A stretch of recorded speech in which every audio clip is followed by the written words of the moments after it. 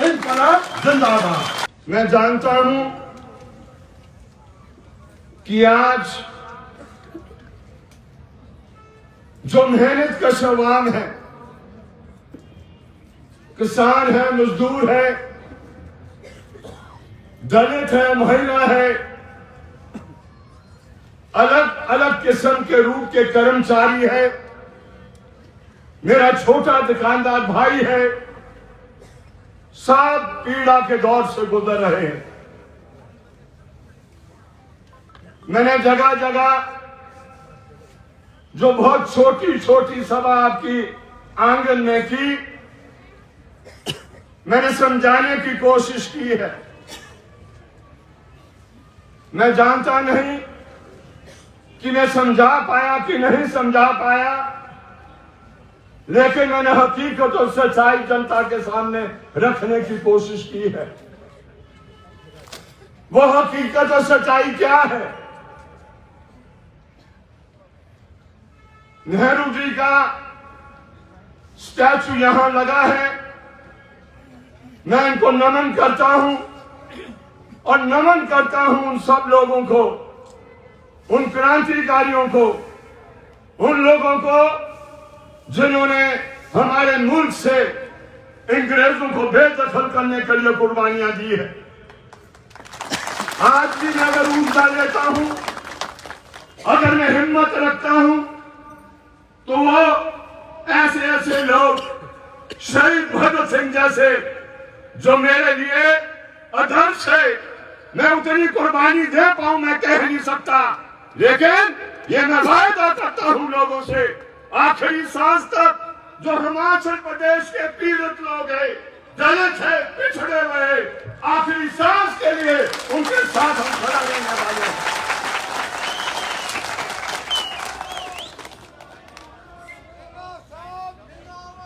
जिंदाबाद जिंदाबाद। अंग्रेजों को बेदखल किया, बगार और भेद समाप्त किया।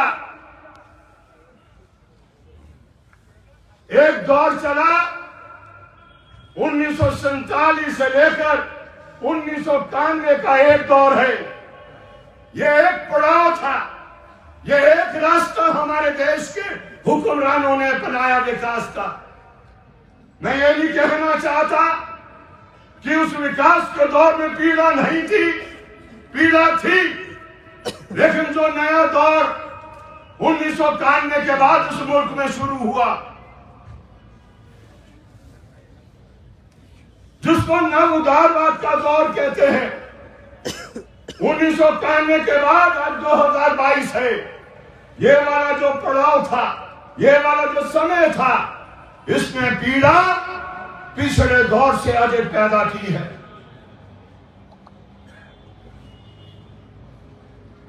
2001 में पता नहीं लगा, 11 में भी नहीं लगा पता, थोड़े थोड़े संकेत आए, लेकिन 2015 के बाद ये पीड़ा बढ़ गई।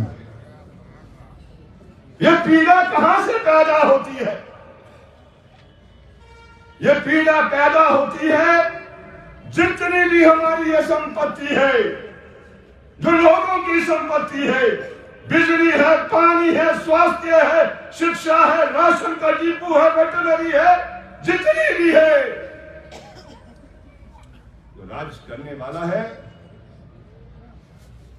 उसने जैसे जब बकरी बीमार हो जाती है तो गिर ऊपर घूमना शुरू करता है, और जैसे गिर जाती है मरी नहीं, झटक जाता है, झपट जाता है, वैसे ही ये जो पूंजी के मालिक हैं, ये पूंजी के मालिक इस सारी संपत्ति को ले जाना चाहते हैं।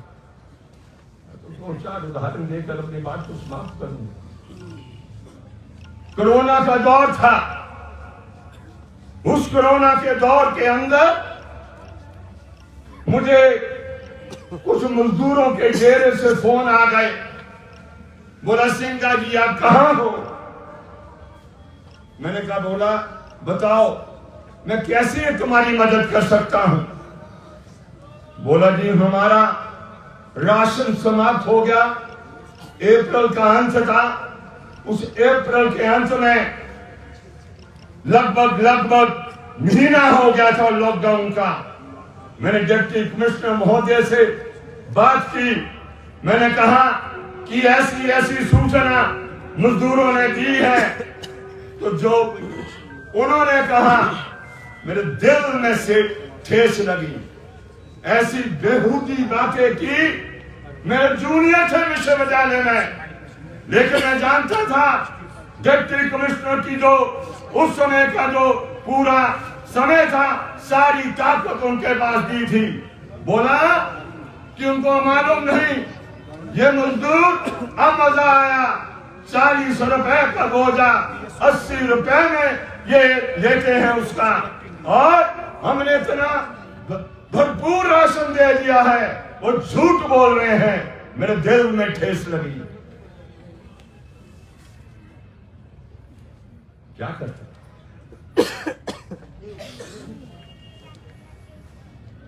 दरखास्त की थी।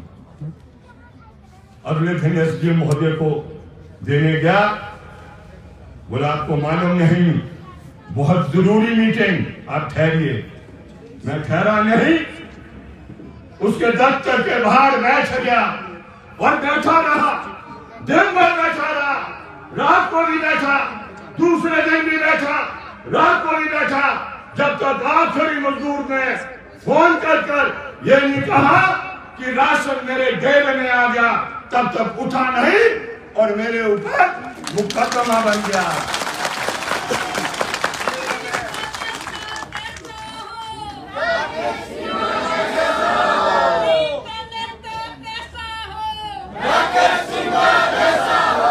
मेरे पर मुकदमा बनाया गया। मुकदमा जिस दिन मैंने अपने नामांकन पत्र भरा, तो मैंने उस नामांकन पत्र में 30 मुकदमे भरे। 30। एसडीएम महोदय बोले तेरे को 30 मुकदमे? मैंने कहा जी ये औपचारिकता है। जो जो मेरे ऊपर लगाए मैंने भर दिए हैं। और मैंने कहा 5 तो आपने भी बनाए? बोला हाँ। लेकिन मैं उस मुकदमे से भी कोई हवाला करना चाहता। जिसने मुकदमा बनाया, बाद में एसडीएम बने, आज आरटीओ है। एक दिन आ गए मेरे पास, बोला सिंगा जी मेरी मदद करो। मैंने कहा मंजीत जी आपकी क्या मदद करनी है, आप तो सरकार है। बोले नहीं मदद करो, विधानसभा में मेरी बात उठाओ। मैं कहा आपको क्या पीड़ा हो गई? बोला मेरे पानी का बिल 1 महीने का 70,000 आया है। 70,000 यह है वो पीड़ा। कौन मालिक बन गया? कंपनी बन गई, पूंजी का मालिक बन गया। पानी का वितरण प्यास को बुझाने के लिए नहीं, पानी का वितरण तिजोरी को भरने के लिए। अमीर को अमीर, गरीब को गरीब बनाने वाला। उस समय के जो वित्त मंत्री थे मनमोहन सिंह जी, उन्होंने ये विकास का रास्ता लाया था। और नरसिम्हा राव देश के प्रधानमंत्री थे। जब मनमोहन सिंह जी प्रधानमंत्री बने तो क्या कहते थे? न उदारवाद का रास्ता, लेकिन मानवीय के चेहरे के साथ। New liberal path of development with a human face. कि ऐसा विकास का रास्ता उसका मानवीय चेहरा भी होना चाहता है, लेकिन मानवीय चेहरा उसका होता नहीं है। आज हम देख रहे हैं 2022 में भूख रहे हैं उसको। कोरोना के दौरान आप जानते हैं बहुत हमारे प्यारे हमने खो दिए। घर के चले गए, कमाने वाला साथी चले गए, और सेवाएं कौन करता था उस समय? करता था, आशा वर्कर करती थी, आंगनबाड़ी करती थी, 108 और 102 के कर्मी करते थे। दूसरा हमारा पुलिस का स्टाफ करता था, होमगार्ड का करता था। लेकिन अमाननीय चेहरा देख लो, जिन्होंने 15 घंटे काम किया 108 और 102 वाले,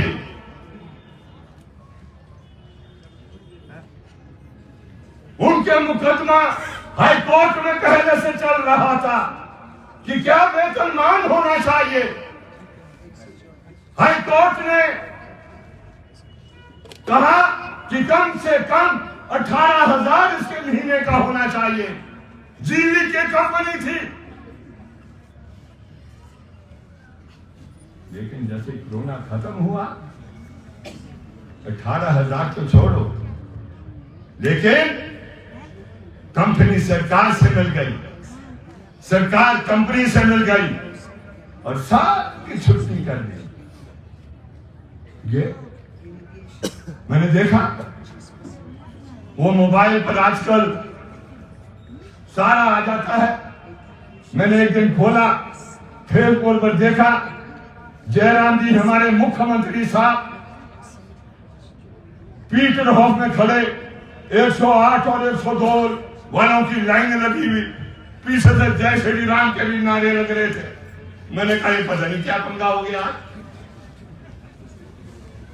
हाथ जोड़ रहे थे, बोला जी हमारे पर मेहरबानी करो, हमारे बच्चे हैं, हमारे पास जमीन नहीं है, कमाने का कोई साधन नहीं है। कोरोना के समय भी हमने 15 18 घंटे काम किए, लेकिन ये नागुदारवाद का चेहरा अमानवीय है, इसमें कोई मानवता नहीं है, निकाल दी। एक दिन मेरे पास आ गए, मेरा दरवाजा खड़काया। मैं कहा भाई तुम कौन? बोला जी हम 108 वाले। मैं तो मेरे पास क्या करने आ गए? बोला जी सरकार ने हमें नौकरी से निकाल दिया। मैं कहा सरकार तुम्हारा कर नहीं सकी, जयराम मुख्यमंत्री प्रदेश का, वो कुछ नहीं कर सका, तो मैं क्या कर सकता हूं? मैं कहा भगवान को हूं नहीं, दैवीय शक्ति मेरे में नहीं हो। बोला जी मदद करो, आखिरी भरोसा आप पर है। मैं कहा एक काम करोगे? बोला जी क्या? मैं कहा परे जाएंगे, बैठता है नेशनल हेल्थ मिशन का। बोला वहां कहां जाना? मैंने उसके कमरे में। बोला जी डंडे तो नहीं पड़ेंगे? मैं कहा डंडे भी पड़ सकते, तुम भी बैठो मैं भी बैठू। मैं कहा भूख तो देने वाला नहीं तुमको, तुम्हारी पूजा तो करने वाला नहीं है, वो तो 1.5 लाख की तनख्वाह लेता है महीने की, और कुर्सी भी उसकी घूमने वाली है। डंडे पड़ेंगे, तुम भी खाओ मैं भी खाऊंगा। और गए, बैठ गए, मुकदमा बना। लेकिन हमने कहा हम उठेंगे नहीं, जो मर्जी करना। बोला पुलिस को बना दिया, आगे डीएसपी साहब बोले एमएलए साहब, वो करे मुझे शुरू क्यों नहीं करे, एमएलए हूं। वो सिर्फ बीजेपी और कांग्रेस वालों को थोड़ी भी सलूट मिलेगी, वो जो सीपीएम के एमएलए को भी सलूट मिलेगी। मैं कहा साइड में हो जाओ, तुम्हारा कोई काम नहीं है। ये फैसला यहां पर होगा, ये वापस रखे जाएंगे तो उठेंगे, नहीं रखे जाएंगे तो नहीं उठेंगे। बोला ये तो धरने वाला विधायक है, वाह। तो क्या करना जब पानी आएगा नहीं? ईएनसी को आप गुजारिश करोगे, चीफ इंजीनियर को गुजारिश करोगे, एससी को गुजारिश करोगे, एक एग्जीक्यूटिव इंजीनियर के पास करोगे, और जेल बोलेगा पानी तो हमने थोक में दिया बाजी, नलके में आता नहीं, तो क्या करूंगा? धरना नहीं दूंगा। तो क्या करेंगे? धरना देना पड़ेगा। विधायक ऐसा हो तो जनता की पीड़ा के साथ खड़ा हो। बोला धरने वाला विधायक। बोला इसे तो पीएम की भी ट्रांसफर नहीं होती। मेरा काम है पीएम का ट्रांसफर करना। सरकार काय के लिए बैठी हुई, पूरा सचिवालय काय के लिए बैठा हुआ। मेरा काम किसी की ट्रांसफर करने का नहीं है। मैं इस बात के लिए चुना जा रहा हूं कि विधानसभा की डायरेक्शन, विधानसभा की नीति, विधानसभा के अंदर चर्चा, विधानसभा की दिशा क्या होगी, कंपनी की ओर जाएगी या गरीब की कुटिया की ओर उसकी नीति जाएगी, मेरा काम वो है। और कोई दिन नहीं छूटा विधानसभा के अंदर जब हमने हर प्रश्न को लेकर चर्चाएं नहीं की होगी। और यहाँ तक जब कृषि कानून आया, हमने कृषि कानून को फाड़ कर उसका डायग्नोसिस कर उसकी एकदम उसको चीर फाड़ कर कहा यह सबसे खतरनाक कानून है, हक्के बक्के रह गए। मुख्यमंत्री पूछे कृषि मंत्री से, वाकई ये ठीक बोल रहा है? जी हाँ, कुछ तो ठीक बोल रहा है। मैंने कहा वापस लो, सिलेक्ट कमेटी को भेजो, सिलेक्ट कमेटी को भेजो। रोक दिया। ये है मेरा काम, ये है मेरा काम। पीएमटी ट्रांसफर करना मेरा काम नहीं है। मैं बोलना नहीं चाहता। जब मैं विधायक बना तो फोन आ गया, बोला जी आपके लिए वेलकम करना। मैं आज बहुत सी बातें शेयर कर रहा हूं आपसे, मैंने की नहीं, आज इसलिए कर रहा हूं मेरे मन में ठेस लगी। मैं जब भी मंच पर आया 5 वर्ष में कभी भी मैंने अपनी पार्टी की बात नहीं की। मैं विधायक सीपीआईएम का नहीं था, मैं विधायक सभी का था, पार्टी वाले का था, बगैर पार्टी वाले का था। और ज्यादा उसका जिसको आज तक कोई पूछता नहीं था, जो बेचारे दलित थे, गरीब थे, जिनको इंसानियत का दर्जा नहीं मिला, मैं सबसे समान आज समझता हूं। आज मैंने उसको गले लगाया है, उसके घर में जाता हूं और घर में बसूंगा।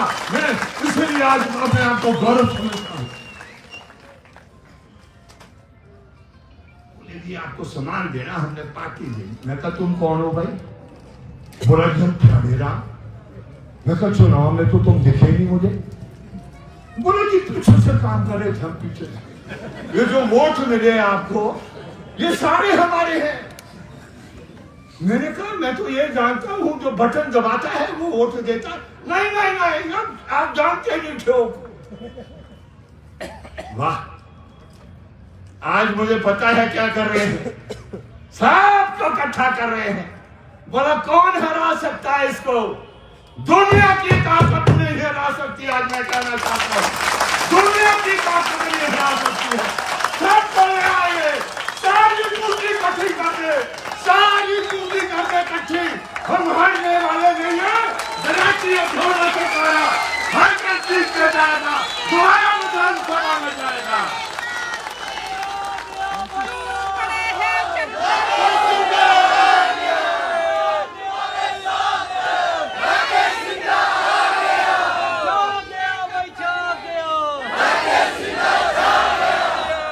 रात के अंधेरे में होटलों में मीटिंग करते हैं।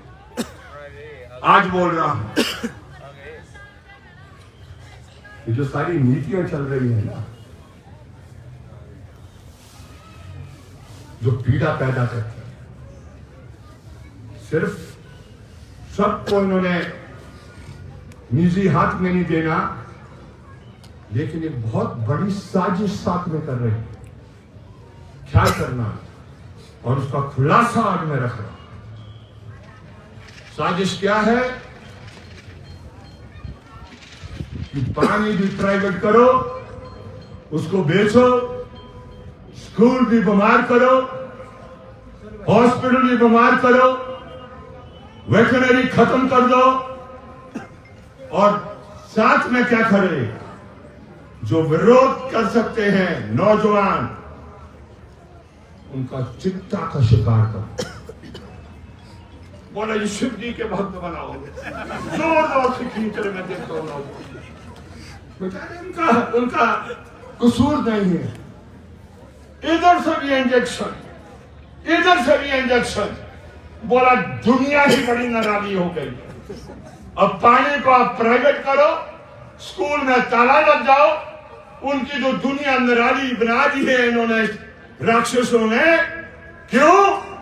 एक पूरी पीढ़ी समाप्त करनी है, पूरी पीढ़ी का कत्ल करना है, पूरी पीढ़ी समाप्त करनी है और विरोध करने वाला बचेगा नहीं और सारी सेवाएं एक एक कर उनके जेब में चल जाएगी, उनके हवाले कर देगी और उस पर नोट कमाएंगे, अमीर होंगे और गरीब गरीब होगा।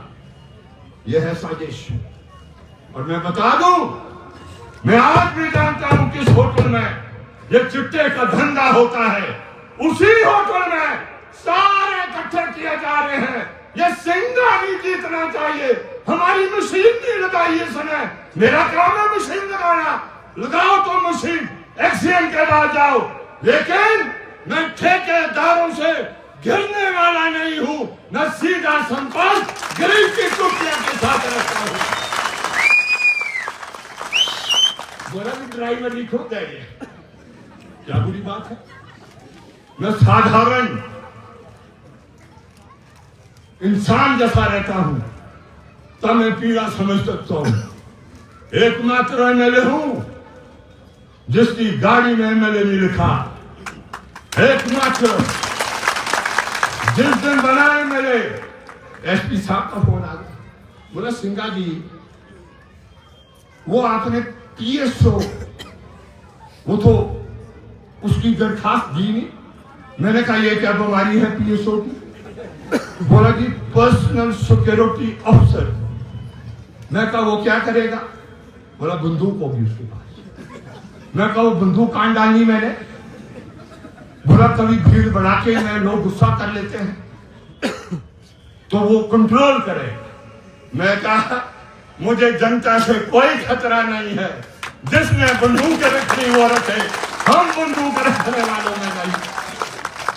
एक दिन एसडीएम ऑफिस में गया, लगा रहे थे वो आरएसएस वाले नारे, खूब नारे लगाए मुर्दाबाद के। बाहर निकला गाड़ी से, मैं कहा लाओ क्या डिमांड है आपकी? मैं कर सकता हूँ पूरा कि नहीं कर सकता? कोई पीछे छुप गया, कोई बोला नहीं जी नहीं जी। मैं कहा डिमांड है? बोला जी वो तो अभी बनाई नहीं हमने। मैं कहा तुम मेरे खिलाफ नारे क्यों लगा रहे हो? मैं कहा कोई बात नहीं, जिसने तुमको भेजा उसको बता दो कि वो डिमांड चार्टर मांग रहा था, जब बन जाएगा तो मेरे पास ले आना, जो मेरे से होगा वो मैं करूंगा। तो मैं इस तरीके से मैंने अपना जीवन यापन पिछले 5 सालों में चला। अब इम्तिहान मेरा है, मेरा नहीं है, क्योंकि ये मेरी आवाज नहीं है, ये गरीब की आवाज है, पिछड़े हुए की आवाज है, ये किसान की आवाज है, जिस आवाज को मैं विधानसभा के अंदर ले जाता हूं। ध्यान आपका है, ये टेस्ट आपका होने वाला है। मैं तो जो मर्जी रिजल्ट आए इसी रूप में मिलूंगा, जनता के बीच में मिलूंगा और धरने भी दूंगा। अगर सरकार का दरवाजा उस ओर जाएगा कंपनी की ओर, हम तो उसका दरवाजा जनता की ओर करना चाहते हैं। हमारा समाज कैसा है? 2 किस्म के चेहरे होते हैं, हमने तो एक ही रखा है, अंदर भी वो बाहर भी वो। मुझे सबसे बड़ी ठेस और मन में दुख उस समय पैदा हुआ, केदार सिंह जदान था। केदार सिंह मैंने कभी कल्पना भी नहीं की थी अपनी। मैंने सुना था कि सिरमौर के जेलदार इकट्ठे हुए और डॉक्टर परमार को भी एक चुनाव में हरा दिया था। शक्तिशाली है, बड़े भूमि का मालिक शक्तिशाली होगा, क्यों नहीं होगा? वो तो पुराने ऋष लोग रहे हैं, उनको तो बहुत शक्ति है। जिस समय केदार सिंह जदान की हत्या की दिन दिहाड़े, क्योंकि केदार सिंह जदान ये कहता था, इंक्वायरी मांग करता था कि जो सबसे अमीर आदमी है, जेलदार है, उनके घर में बीपीएल का फट्टा लगा है, बीपीएल का फट्टा, सारी नौकरियां उसको चले जाती है। और इंक्वायरी डिमांड की, जेलदारों ने बता दिया कि कदार लंबा रहने वाला नहीं है। और एक दिन इंक्वायरी के नाम पर बुलाया और फिर क्या किया, लैंटर से धक्का देकर नीचे फेंक दिया। फिर क्या किया, पहले से एक स्कॉर्पियो खड़ी थी, रंग तेज रफ्तार में चलाती हुई, टांगे उसकी तोड़ दी गई, बेचारा चीखता रहा, रिवर्स की, छाती फाड़ दी, फिर आगे चलाई, सिर को भी चुकना चूर कर दिया। और मुकदमा क्या बनाया कि एक शराबी गाड़ी के नीचे आ, सबसे ज्यादा धक्का मुझे उसको लगा।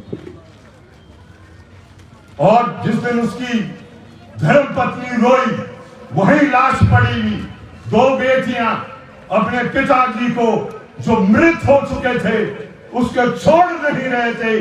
मुझे इतना रोना आया, मैंने कहा यह अमान्य व्यवस्था है, यह वो व्यवस्था है जो उस समय मनु ने स्थापित की थी, जिसमें इंसान को इंसानियत का भी दर्जा नहीं दिया जाता। लेकिन 75 साल आजादी के बाद ये देखने को मिल रहा है। लेकिन मैं योद्धा हूं, बड़ी लड़ाइयों से निकला हूं, बड़ी बड़ी कंपनियों के हमने गर्दन मरोड़ के रखी है। मैंने भी हिम्मत के साथ कहा कि जब तक 302 का मुकदमा नहीं होगा, न लाश उठेगी, न कुछ होगा, और नहीं होगा तो ये लाश आगे जाएगी, आगे की ओर बढ़े, और फिर 302 का मुकदमा दायर करना पड़ा। बोलते रहे ऐसा हुआ, कोई नहीं बोला, कोई नहीं बोला। मुख्यमंत्री महोदय नाराज हो गए कि ये पब्लिक मीटिंग नहीं है। मैंने कहा पब्लिक मीटिंग नहीं, ये मेरी दिल की पीड़ा है, और मैं अपनी दिल की पीड़ा को इस सदन के अंदर रखूंगा। बाकी बोले ना बोले, लेकिन मैं बोलने वाला हूं, ये अमानवीय सभा नहीं चलेगी, ये अनमानवीय तौर तरीके नहीं चलेंगे। लाला ने कहता हुआ आपसे विदाई मांगना चाहूंगा, लेकिन लड़ाई बड़ी कठिन है। इसके बाद भी ये मत देखें कितने लोग आज आए हैं, वैसे तो ये तय हो गया है, दुनिया की कोई ताकत नहीं हरा पाएगी आपको, लेकिन फिर भी सचेत रहें, ये कोशिश करेंगे 10 तक एक ऐसा साझा उम्मीदवार निकालने के लिए जो डराकी और थोड़ा सा तारा को हरा सकेगा। लेकिन उनको मैं बताना चाहता हूं, उनको याद दिलाना चाहता हूं, ये वो धारा है जो धारा इस देश के अंदर उस समय जब उभरी थी तो फिरंगियों को भी इस मुल्क से बाहर निकाल दिया था, इसलिए धारा को कोई हरा नहीं सकता। लेकिन फिर भी आप जानते हैं कि पिछले दिनों में कितनी पीड़ा हमने सही है। ये जो सब्सिडी हमें मिलती थी, ये जो किसान को दी जाती थी, वो बंद कर दी गई थी। और जिस दिन आप सारे इकट्ठे हुए और सचिवालय की ओर कूच गए, तो हिमाचल प्रदेश की सरकार ने आत्मसमर्पण किया। आप जानते हैं कि 2012 से लेकर अभी तक 18 करोड़ की सब्सिडी जो किसान की है, ठेव के अंदर जो सिर्फ है वो रोक के रखी थी। और जिस दिन हमने धमकी दी कि मोर्चा लगाया जाएगा, तो 2 करोड़ एक झटके में रिलीज हुई। ये बात सारी सही है, लेकिन फिर भी इस बात को ख्याल रखना, ये हर हथकंडे को करना। और इसलिए मैं तो विदाई लेने से पहले इस नेहरू ग्राउंड में मैं वचन देना चाहता हूं, आपको विश्वास दिलाना चाहता हूं कि जब तक मेरी नसों में खून बहता रहेगा और फेफड़ों में सांस चलता रहेगा, मैं गरीब के लिए समर्पित हूं। मेरी पार्टी मुझे ऊर्जा देती है और अंत तक मैं आपकी सेवा के लिए समर्पित रहूंगा। कभी भी मेरे से गलती होगी, आप पॉइंट आउट करें। मैं मानता हूं अपनी उन गलतियों को, मैं कभी भी मैं छुपाता नहीं हूं। जहां भी लोगों ने कहा आपने ये नहीं किया। मैंने हाथ जोड़ के कहा मेरे से गलती हो गई, मैं कोशिश करूंगा दोबारा ऐसा ना हो, क्योंकि साधन बहुत कम होते हैं मेरे पास, बहुत अधिक नहीं होते हैं, वो सरकार के पास होते हैं। लेकिन ये सब जानते हैं, चाहे जो मर्जी ये कह दे, सबसे बड़ी स्कीमें जो हिमाचल प्रदेश में है उसका भी योगदान मेरा है। ये जो टूरपन का है, जब मैं आया था सिर्फ 22 करोड़ थे, 22 करोड़ जो थे, जो उसमें थे, लेकिन आज 200 करोड़ से ऊपर सरकार का इतना भी योगदान नहीं है। मैं कहीं भी चर्चा कर उनको बेनकाब कर दूंगा।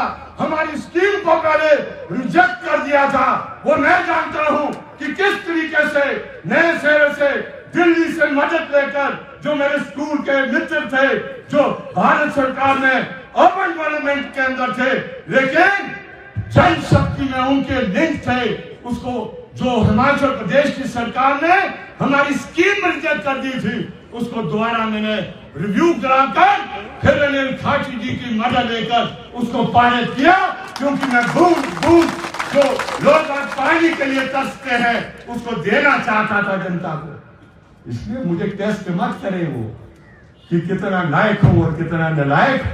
मैं जानता हूं विधानसभा में जब चर्चा होती थी तो तब यूं देखते थे, मैं तो पढ़ के नहीं आए पहले, तो मंत्री महोदय तुम्हारा काम तो पढ़ने का था, अब मत पढ़ो, जो मैं कह रहा हूं ठीक कह रहा हूं।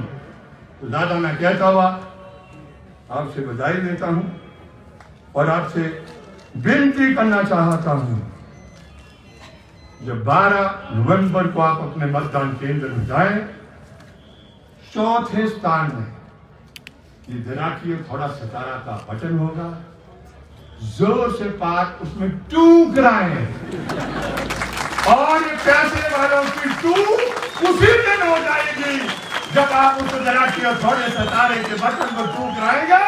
ये पैसे वाले खोखले रह जाएंगे, इनके पैसे पानी में तब्दील हो जाएंगे, कुछ होने वाला नहीं है। और नए सिरे से आपकी सेवा के लिए हाजिर रहूंगा और पूरी जिंदगी गरीब के लिए मैं समर्पित करूंगा। इन्हीं शब्दों के साथ जय जनता, जय हिमाचल, इंकलाब जिंदाबाद।